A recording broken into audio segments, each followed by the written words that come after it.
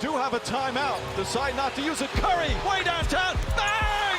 Bang! Oh, what a shot from Curry! All right, what is going on, everybody? How is everybody doing today? Happy Monday, March 11th, and welcome here to another installment of the Just Ballin' podcast. Hope you guys had a great weekend. We have a very exciting time here in the NBA and in college basketball as well, with conference tournament play starting this week, and we're pretty much getting into the final month of the 2024 NBA season. We have a bunch of close playoff races, and I think for today's podcast episode, it's going to be kind of a miscellaneous type of things that I want to talk about. I kind of planned for this to come out Friday, and I was traveling over the weekend home to New York, and just kind of stuff came up that I wasn't able to get this out for you guys, but hopefully we'll have 3 episodes out for you guys this week. And I think going forward, I think I planned for them being on Friday. I was thinking about doing like 5 things Friday, like maybe 5 different topics that I wanted to talk about. So that may happen today. I want to talk about the playoff races. I think I'm going to do a dedicated conference tournament predictions for, it might be Tuesday, because I think that's when the conference tournament games start. But we could also do Wednesday as well, because obviously some of those will be chalky at first for college basketball. And then obviously we have the final month here of the regular season. So I want to talk about some of these playoff races, specifically in the East. Pretty much between the 4 and the 8 seeds for the East, and then for the West, obviously who's going to get that 1 seed in the West, and then who's going to maybe be in the play-in tournament and who won't be in the play-in tournament. I want to talk about 5 players that I think have been kind of underrated this year. Not maybe just underrated as a whole, but underrated in their maybe positional groups and kind of the players they're around this year. And I'll go more into detail about those when we get to that section of the podcast as well. And then we'll go over some other things maybe towards the end, talk about some injuries as well. So hopefully you guys will enjoy this for the next half an hour. And I think we could start off with we could start off with the playoff race in the Eastern Conference. So right now, the Boston Celtics, at the moment I'm recording this, are 49-14. Last week, they had a very embarrassing loss to Dean Wade and the Cleveland Cavaliers. They lost to the Denver Nuggets as well, but they've also had some notable wins over the last couple of days, also beating Dallas and some other teams here. And they are 49-14. They're going to get the 1 seed in the East. It would have to be like a monumental collapse for them not to get it. The Bucks are the 2 seed right now, 42-23. They've been playing much better as of late, and they lost to the Lakers on Friday night with no LeBron James, which is kind of wild. They really choked that game completely. They had a nice bounce back win against the Clippers on Sunday, even though Kawhi and Paul George were not playing in that game. And then the Cavs are the 3 seed right now, 41-23. They had a big win against Minnesota in overtime, still playing without Donovan Mitchell at times. And they're going to be a team that I still think is going to get the 3 seed, because they are 4 games ahead of the New York Knicks, who are the 4 seed in the Eastern Conference. And if any of you guys were around Sunday night to watch the game between them and the Sixers, oh my God, it was so hard to watch. It was so bad. I guess that's what 90s basketball was all about. I think the final score was 79-73 or 78-73. And I think it was even more bad offense than it was good defense. Like watching the Knicks take any huge 3 down the stretch and just absolutely brick it. Jalen Brunson, brick 3. Josh Hart, bricked a 3. Precious Achiuwa just missed the rim like entirely on a corner 3. That was pretty big. And there was turnovers. The Knicks in the first quarter really bad. I mean, the Sixers defense isn't great since Maxey and Embiid have gotten hurt, and their offense obviously isn't great either. And it was ugly to watch. So the Knicks are the 4 seed right now, 37-27. They did have a big win over the 5 seeded Orlando Magic on Friday night. The Magic are basically just a half game behind the Knicks as the 5 seed. Sixers are 36-28 as the 6 seed. They're just trying to stay afloat, not be in that play-in tournament, so they can get Joel Embiid back to just avoid the play-in. 7 seed are the Pacers, 36-29. Halliburton is still struggling post the injury. It seems like they've been pretty inconsistent as well, and they had an incredibly entertaining game. What was that, Wednesday or Thursday night last week, where Anthony Edwards had the game-winning block on Aaron Nesmith. I'm sure you guys all saw that. And then you have the 8 seed Miami Heat that are always still lurking around. They're 35-29. They had such a bad loss against the Washington Wizards, 110-108, I believe, on Sunday. And yeah, I feel like no one here wants to separate themselves from the pack. I think for the Knicks and the Sixers, you kind of have to give them a little bit benefit of the doubt, just because they are dealing without some of their top guys. Like Maxey has the concussion. Obviously, Embiid's been out for a while, and kudos to them for still staying afloat in the Eastern Conference. I think that's a testament to coaching of Nick Nurse and some of the veterans that have kind of stepped up for them at times down the stretch. And you're seeing Kelly Oubre or Kyle Lowry or Buddy Hield definitely take on larger roles that they probably have since like maybe early parts of their careers. But they're staying afloat right now. The Knicks are still without OG Anunoby. He should be back potentially this week. Julius Randle, maybe not as much. He might not be back till like early April. Mitchell Robinson could be back at the end of the month. Isaiah Hartenstein's been dealing with some injuries, and this team desperately needs them to come back just because you can't really watch Josh Hart and Dante DiVincenzo work as the number 2 and number 3 options behind Jalen Brunson. And Tibbs consistently just plays 2 big man lineups with Achua and either Sims or Hartenstein out there at the same time. Doesn't really make a lot of sense. The Bojan Bogdanovic, Alec Burks trade hasn't been great to them so far. So they're 37 and 27. Still the 4 seed. The Magic have been playing pretty well as of late. It was kind of shocking that they didn't score. They scored under 80 points against the Knicks Friday night. I mean, that's, I think, also a testament to the Knicks defense. I guess we saw it against Philadelphia, but their offense isn't great. But the Magic, I think, they're still a young team, and I still feel like they're going to have, I think, some offensive limitations in the playoff time, at least with some of their floor spacing ability, and that could catch up to them if they are in the play-in tournament, and they could be susceptible to an upset potentially if that were to happen. But I think they're good enough defensively where they can really make any series very competitive, no matter who they're going up against in the playoffs. So they're the 5 seed right now. The Pacers, like I said, have been pretty inconsistent as well. Halliburton's been up and down, and then we'll get to in the injuries part, but Benedict Mathurin is out for the year, so they're going to lose another secondary scorer for them after Siakam and Halliburton for the remaining part of the year. I know Pacers fans are definitely a little bit livid with Rick Carlisle and some of his rotations right now. And for the Miami Heat, they're always here. I feel like they're the team that will be in the play-in tournament, but they'll be fine. They'll maybe even lose the first leg of the play-in tournament, and they'll get Boston round 1. I would love that. I really want to see Miami-Boston round 1, just because that's the one team that I think could upset Boston as an 8 seed. Like, I don't think Indiana would beat Boston. Definitely Atlanta or Brooklyn wouldn't beat Boston. I doubt Orlando would. Maybe, I know we've never seen it, but maybe a healthy Joel Embiid Sixers team can at least put up a fight, but I doubt it. And I doubt the Knicks as well. So, yeah, I would really like to see, I think as an NBA fan that's not a fan of the Celtics or the Heat, would love to see those two teams match up in round 1 together.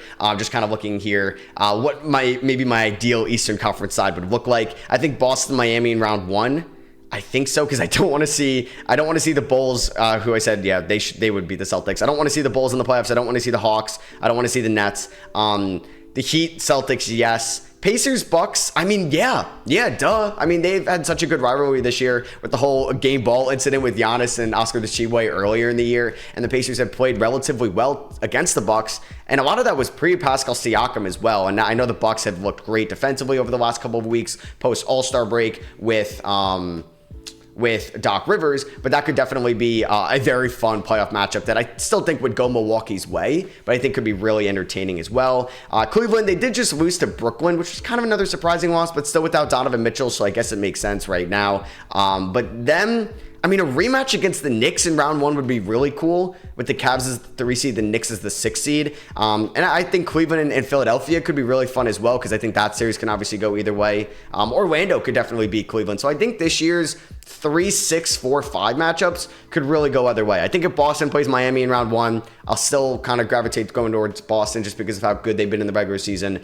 Milwaukee, Indiana would be very fun and entertaining, but I still think Milwaukee would get that done pretty convincingly. But I think if it's like any matchups between Cleveland, New York, Orlando, and Philadelphia in round 1 could definitely go either way for sure. But I think if like Orlando falls to the 8 seed, them against the Celtics, it's not going to be as entertaining if Miami was going up against them in round number 1. So the Eastern Conference is definitely looking very entertaining towards the end of the season. It's kind of, I wouldn't say it's wide open, but I think there's definitely a lot of ground to be made up on for some of these teams. And who's going to plant their flag is maybe the 3 seed. Like, are the Cavs the 3rd best team in these? Record-wise, yes. But are they? Well, we got to see Donovan Mitchell back for sure. And Evan Mobley, we'll get to it in the injuries, is going to be out for a little bit as well, and could be missing parts of the playoffs if that injury recovery time doesn't go as well. So we'll hop over here to the Western Conference, where Minnesota had a big blow with Karl Anthony Towns getting hurt. Anthony Edwards has been dealing with some minor injuries as well as of late, but they're trying to hold their ground. I mean, they just lost to the Lakers. They lost to the Cavs on Friday night as well. Like I said, they did beat the Indiana Pacers last week. So right now the Thunder are the 1 seed, 45-19. The Nuggets are the 2 seed at 44-20. I think those are definitely going to be the two favorites, obviously now to win the conference just because of the Cat injury. I think the Clippers, like, they're 3.5 games back of the Thunder at the 4 seed at 41-22. Timberwolves are 44-21, so they're still definitely in it. But I think with the Cat injury, it's going to hurt them. And then with the Clippers, I don't think that they're going to get the 1 seed, which is going to be definitely interesting matchups that could happen with the Clippers in round number 1. You have the Pelicans at the 5 seed. They've held that ground for a little bit now,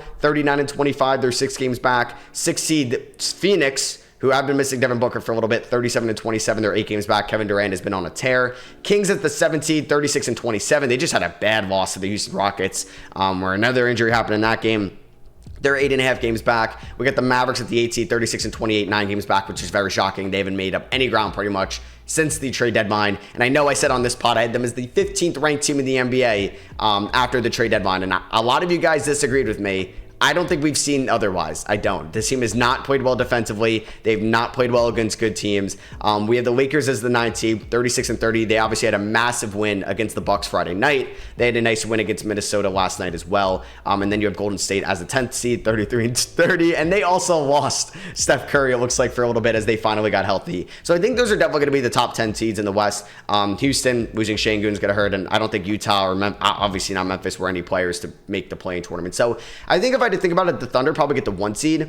I don't know though. Denver, I don't know. Denver is still a wagon. I think there's still a good chance that Denver could get that 1 seed as well. I'm trying to see if OKC plays Denver again this year. They do not, but they have kind of a tough stretch. Like, they still got to play the Bucks twice, OKC. They still got to play Philly in early April. Embiid could be back for that game. They still got to play Boston. They got a Pelicans game as well.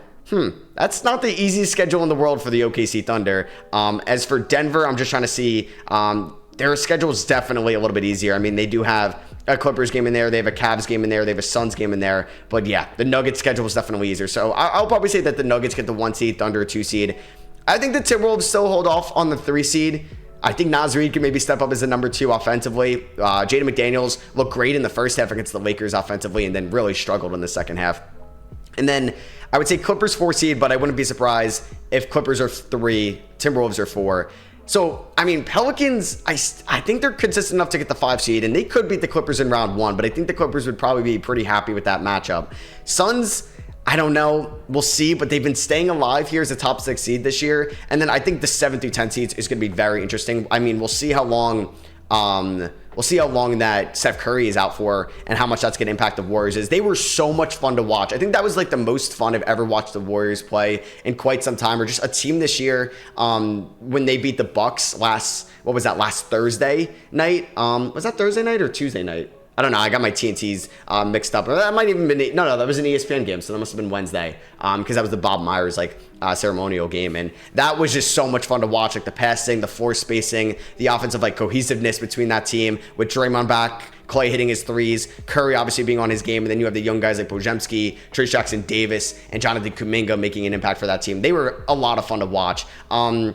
I don't know, man. Lakers 9 seed, Warriors 10 seed would be insane. At I guess the Crypto Arena, not Staples Center, for leg 1 of the play-in. That would be insane if one of the Lakers or Warriors end up getting eliminated in the first leg of the play-in. That'd be very tough. And then I don't know, man. Dallas or Sacramento as well. They definitely want to stay 7 or 8. Obviously, you don't want to end up having to win 2 games in the play-in tournament. I'm sure they would love to get the 6 seed. And both of them still can. I mean, Dallas is only a game back of Phoenix for the 6 seed, and Sacramento's only half a game back of Phoenix for the 6 seed. So they could definitely reach that point as well. And it's going to be a dogfight between 6 and 10 in the Western Conference, I think, towards the rest of the year. I think the Pelicans, they're healthy enough right now. I know they dealt with their fair share of injuries, but Point Zion's been kind of a revelation for them. And I think they're going to be, I think the top 5 is pretty much set. And I think it's going to be a real dogfight for the next month between 6 and 10, which is going to be super entertaining as well. Because I'm sure Golden State just wants to end up at 8 so they don't have to win 2 play-in tournament games. And yeah, it's going to be really fun to watch. So this is kind of what the NBA is all about. I don't know if this is a good thing about the play-in tournament. I still am not the biggest fan of it. I still think I'd rather have 8 playoff teams or you know what, maybe even less playoff teams. But this year, it seems like every playoff team's actually going to be good because of talent in this league. And it wasn't like a couple years ago where we just did not see some good playoff teams. Like we saw some pretty poor like Piston or Magic teams make it to the playoffs. So yeah, just wanted to talk about the standings there. Now let's get into 5 guys that I think have been pretty underrated this year. Okay, so the first quote-unquote underrated player I want to talk about is Immanuel Quickley. And I think maybe some like diehard NBA fans or Raptors fans are like, you know what, we give Quickley his respect, or we appreciate what he's been doing in Toronto so far. But I think on like the broader scale, looking at like a macro view of the league, I think we got to give Quickley some props for what he's done in Toronto. Now, I know Toronto's not been great this year. They've been 23-41. Obviously, they traded away OG Anunoby. They moved Dennis Schroeder. Obviously, they moved Pascal Siakam as well. But Quickley has been sneaky good over the last 9 games. And I wanted to talk about him. So he's played about half his games this year with the Knicks and the Raptors, 30 with the Knicks, 29 with the Raptors at the moment I'm recording this. His shots per game have gone up a little bit. The overall field goal percentage has gone down. 3-point percentage has gone up. Free throw percentage down a little bit. But I think what he's been doing as a playmaker and as a defender as well has been very impressive. So I talked about the last 9 games where he's been averaging 37 minutes a night, which is a nice change of pace to what he was averaging in New York, where it was like at one point it was 24 minutes a night, and that's what he ended his Knicks 2024 season with, where he's been averaging 22 points, 8 assists, 6 rebounds over his last 9 games, shooting 46 from the field, which is good to see, 43% from 3 on 8.8 attempts a night, and he's shooting 76% from the line.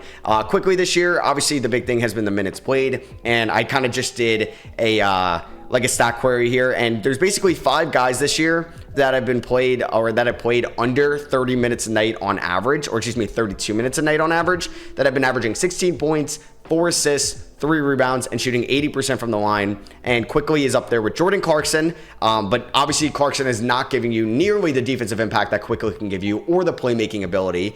D'Angelo Russell, so this is also credit to D'Angelo Russell. He's been very good for the Lakers this year. Jamal Murray, one of the better point guards in the league, and obviously was the number 2 on a championship team last year, and Quickley goes up against him, I believe, tonight. And then Jalen Williams, J-Dub of the OKC Thunder, who's one of the better young players in the league. So Quickley's definitely in good hands there, and he's definitely probably the second best defender out of the 5 I just mentioned. Better defender than Clarkson, better than D'Lo. I would say better than Jamal Murray, but I would probably say J-Dub's a better defender right now for obvious reasons. And I think Quickley is now a franchise building block with the Toronto Raptors, and I wonder what his contract is going to look like in the offseason, because he's going to be a restricted free agent. That was a big thing with the Knicks. Would they dish out $25 million a year to Immanuel Quickley when he was never going to start over Jalen Brunson? And with both of them being, I guess, smaller guards, would they ever be in the backcourt together? And Quickley is 6'3", but the Knicks never really wanted to experiment with that. And I think it was also having RJ Barrett in there, and then obviously having Randall, and like it just wasn't going to work out, and like putting Grimes in there. I don't know though. I do think the Knicks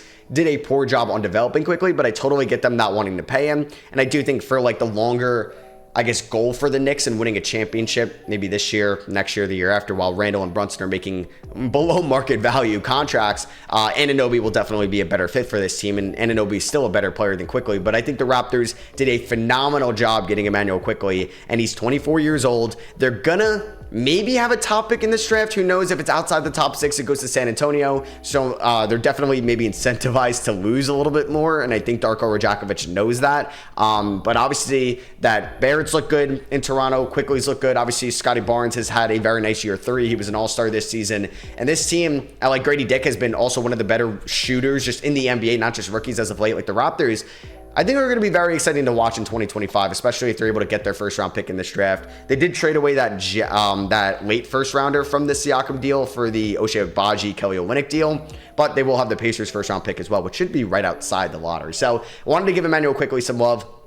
And then the next guy I want to talk about, so obviously this year everybody's talking about Coby White, most improved player. So I don't think he's really been underrated. I think a lot of people have been mentioning Coby White. So I wanted to talk about somebody else in that backcourt in Chicago, Ayo Dosunmu. Dosunmu has been fantastic this year for the Chicago Bulls. He's still just 24 years old. He's still like good size, 6'5", 200 pounds, and he has been a fantastic Fantastic shooter for them. On the year, he's shooting 40% from three, 49% from the field. He's up to 11 points, 2.5 rebounds, 3 assists a night. The dude plays hard on the defensive side of the ball. I think he knows when to switch. I think he knows how to read the offense when maybe the defense collapse. He's good in transition. He hustles. I loved him a ton out of Illinois in that 2021 draft. I didn't think he was going to maybe be this impactful at this point in his career. I think after maybe year 1 and year 2, I was like maybe liking Ayo a little bit less, but he has been very good for the Chicago Bulls this year. He's played kind of all over. He's played a lot of shooting guard, a lot of small forward, some point guard, some power forward. Definitely versatile for them. And like I said, been efficient, been active on the defensive side of the ball. He's 24 years old, and he's under a fantastic contract. Signed a great contract extension after the 23 season, after his rookie contract, the second round pick deal, where he's making $6.4 million this year. You could say his production is definitely worth like $12 million, so double that. And he's making $7 million next year and $7.5 million in 2026. There's a part of me that really just wants to see the Bulls move LaVine, don't re-sign DeRozan, and draft like a forward or big man, not a guard, with their first round pick if it's like at 10 or wherever it ends up, and you can have a Kobe White, Ayo Dosunmu backcourt next year. I think that's something you could definitely experiment with, and that could get me excited. Hey, you can even run out Ayo, Kobe White, and Zach LaVine. Like, that could definitely work as well. But I do think they should have moved Caruso at the deadline, but they should probably look to move him in the offseason as well, even if they can maybe get another first round pick, or maybe use that to trade up in this draft. Like, I know Reed Shepherd's a guard, but Reed Shepherd probably be a great like complementary piece to those guys as well. I mean, they could really use a Zachary Sachet, Matsius Buzelis, keep him in the state of Illinois, like where he's from. Like, that could also be a long-term play. But I like Ayo Dosunmu a ton, and I think he's been underrated for the Bulls this year, and I wanted to give him some props here. So the next guy I want to talk about, obviously, is a well-known name, but I think when we talk about rookies this year, we talk about obviously Victor Wembanyama, rightfully so, freak, alien, setting historical records for a rookie. We talk about Chet Holmgren, on one of the best teams in the league, has been a great two-way player for the Thunder. And then I think you'll hear things about like Jaime Jaquez in the big market Miami Heat. You'll hear things about Brandon Podziemski in the big market of the Golden State Warriors. And I think people do talk about Brandon Miller, but I still think he's somewhat underrated for the rookie season he's putting up. So the Hornets have been bad this year. I mean, they've been without LaMelo Ball for most of the season. They're 16-48. They're not very good. They're arguably the smallest market in the NBA. So I totally get people not wanting to talk about Brandon Miller as much, but he has been very good for a 21-year-old, maybe going into one of the worst positions, environments in the league. Like, pre-deadline with Gordon Hayward, Rozier, and PJ Washington there, this team, I think, had a lot of dysfunction over the last couple of years, and I'm glad it's going to be a new era there. I mean, Jordan sold the team. I would like to see a new head coach, not Steve Clifford. I'm not a huge fan of Mitch Kupchak and what he's done in his time in Charlotte. I still don't know how he has a job there, but he's definitely well-respected, so it makes sense. But Brandon Miller has been incredible on the offensive end this year. 17 points, 4 rebounds, 2 assists a night. He is shooting 44% from the field, 37% from 3, and 83% from the line. And I did kind of a query search as well for rookies that have, in like their rookie season, that have averaged 16 points, 4 rebounds, have shot 37% from 3 on 6 attempts a night. Brandon Miller is the only guy to have done that. So Brandon Miller is having an incredible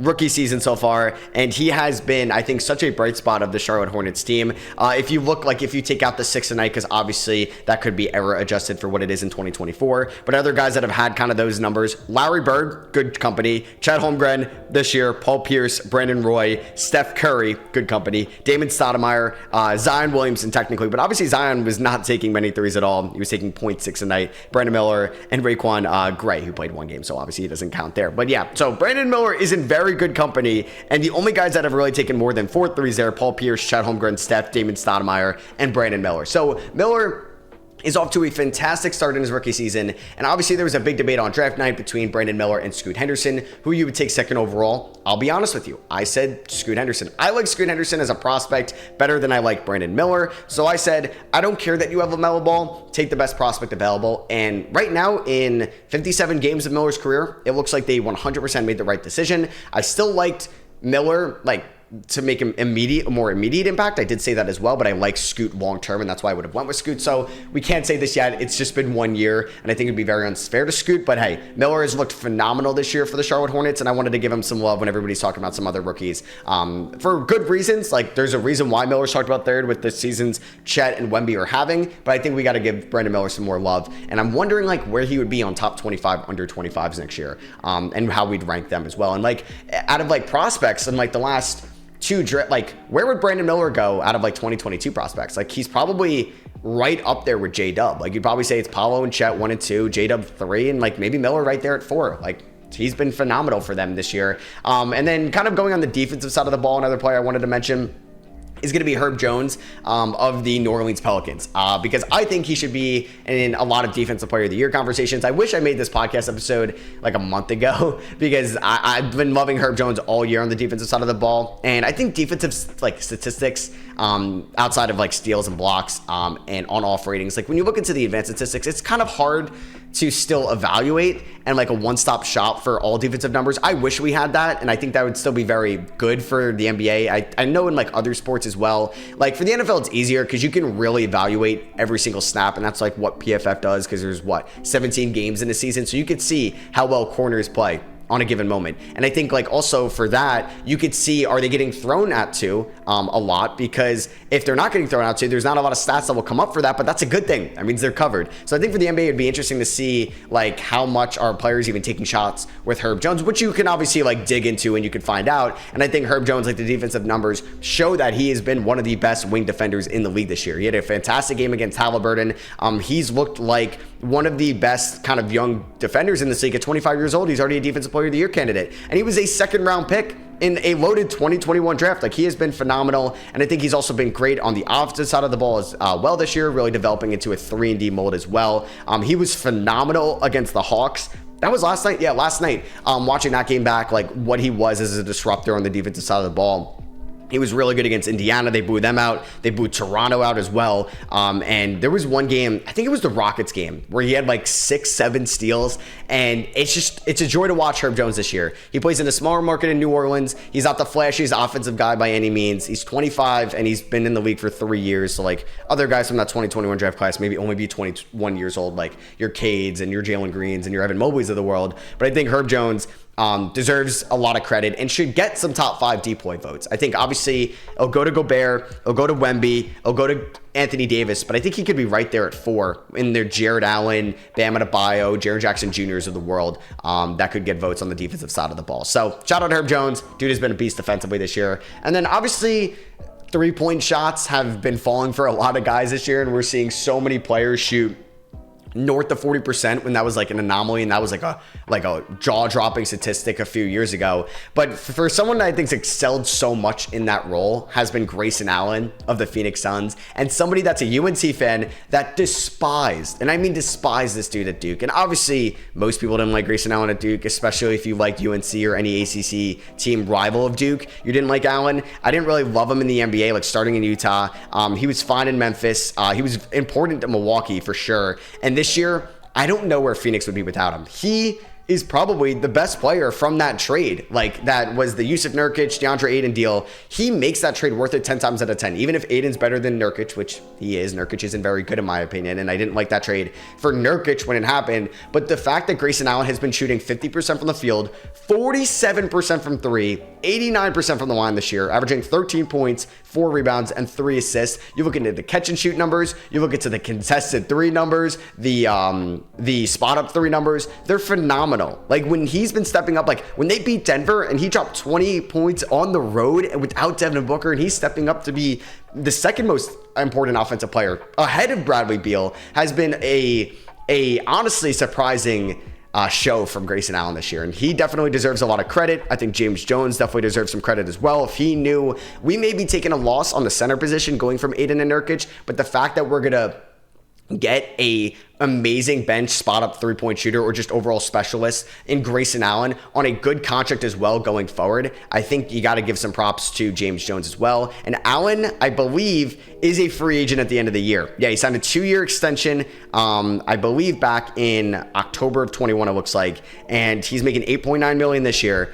the Suns got to bring him back. I know they're going to be a tax team. They're paying Beal, Booker, and Durant so much money, but you got to commit to that. Matt Ishbia looks like he wants to spend as the Suns owner. You got to bring back Grayson Allen as well because of how important he's been. And he's 28 years old. Sign until he's 32, and then maybe be done with it. But I think Grayson Allen definitely needs to have some credit, and I think has been underrated this year. But I think a lot of people just don't like Grayson Allen, and I get why, and I still really don't love Grayson Allen, but I think he's been good enough, and numbers are numbers. It's objective. I think he definitely has been underrated. So those guys were Emmanuel Quickley, Ayo Dosunmu, Brandon Miller, and Herb Jones, as well as Grayson Allen. So I think I just wanted to talk about injuries as well throughout the league, because I think we're at that point this year in the NBA season. I think really like March-ish is when it kind of gets banged up for a lot of people, and there's injuries left and right throughout the league, man. Throughout the league. It's a shame. I don't think shortening the schedule, I don't know what can help this, because these are the most athletic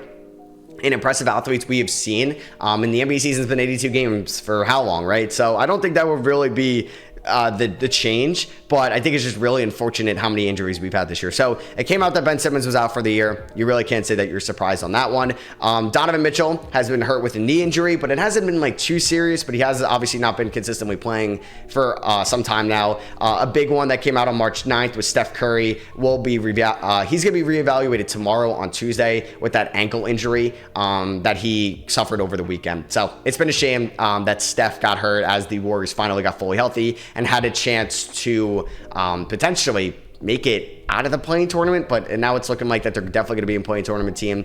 Last night, Şengün got carted off, which is never good. He's going to have his MRI today. I don't think that news has came out yet. I'm just going to like double check just to make sure like we haven't gotten that news. Russell Westbrook is out for the regular season as well. He fractured his left hand. This was a little bit earlier in March. That's been going on a little bit, but their hope that he will be back for the playoffs, which is good because obviously the Clippers have had so many injuries come playoff time over the last couple of years, so they could definitely use one of their best bench pieces. We don't need to go into the Memphis Grizzlies injuries. It's pretty much everybody's been hurt. Tyler Hero's been dealing with a foot injury. He's been kind of on and off as of late. Obviously, another big one that came out was Towns this came out on March 7th, that he's going to go undergo surgery to repair his torn left meniscus, and he's going to be reevaluated in a month. That is not good news, because a month is right around when the regular season is ending, and that's when he's going to get reevaluated. So there's a chance that he could miss round one, he could be injured throughout it, and that's not going to be great when you could be going up against the Lakers, the Warriors, or the Mavericks in round number one. So that is definitely scary. The Knicks, they've been banged up pretty much since February. Mitchell Robinson's been out since the start of the season. He may be back like soon, which is good to see, as you can hear some amazing sirens in the background. Shout out Philadelphia. And then OG, I think is going to be back fairly soon. Definitely sooner than Julius Randle, who might not be back till early April, which I don't know. I'm a little scared. Randle has not showed up in the playoffs in the 2 times he's been with the Knicks in 21 or 23, and him kind of recovering from a shoulder injury. I don't know. It's just not really a great news there. Embiid looks like he's going to be back before the end of the year, which is good to see. Tyrese Maxey's dealing with the concussion. Devin Booker obviously had the ankle injury, so he's been missing a past couple of games, but it's not like regular season ending, so he should be back fairly soon as well.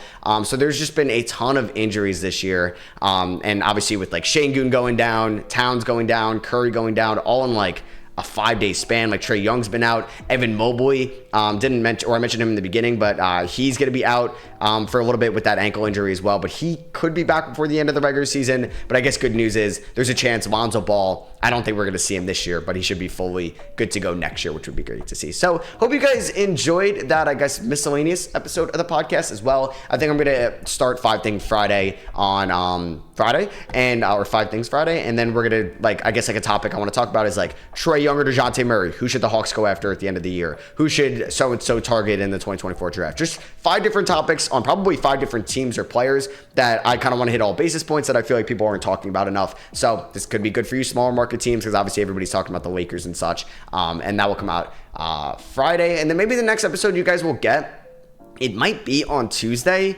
I know some conference play starts tonight. The West Coast Conference, the WCC. Like the Big 12 starts tomorrow. So maybe you guys will get my conference tournament predictions out tomorrow as well, and then a Friday episode, because I'm gonna probably hit on the conferences that I know about. So like we'll talk about the Big 12, the last ever Pac-12 tournament. We'll talk about the ACC. We'll talk about the SEC. We'll talk about the Big East, the Big 10.